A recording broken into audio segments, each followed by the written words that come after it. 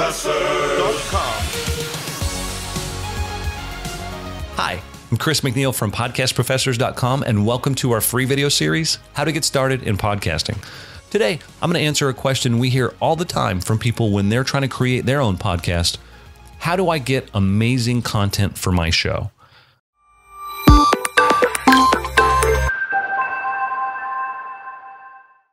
Did you know that iTunes has hit over 1 billion podcast subscriptions? With numbers like 75 million monthly unique listeners, it shouldn't be surprising. The number that I learned that did surprise me, though, is that the average podcast episode only receives about 200 listens. Now, today, I'm going to give you the secret that lets shows like 99% Invisible hit 1.5 million listens per month. Savvy broadcasters have known for decades that stories create connections with their audience. You can do the same thing. You don't have to be an expert to create and share compelling stories of your own.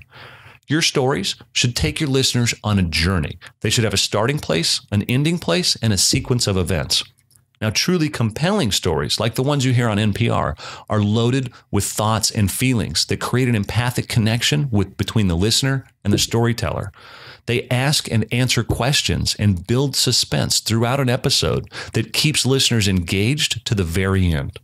You can use these very same techniques when creating your podcast. When writing an episode, sit down, step back, and look at the overall story that you're trying to tell your listeners. Why is it important to you that you share this story with your listeners? What feelings or emotions do you have around this topic that you want to communicate?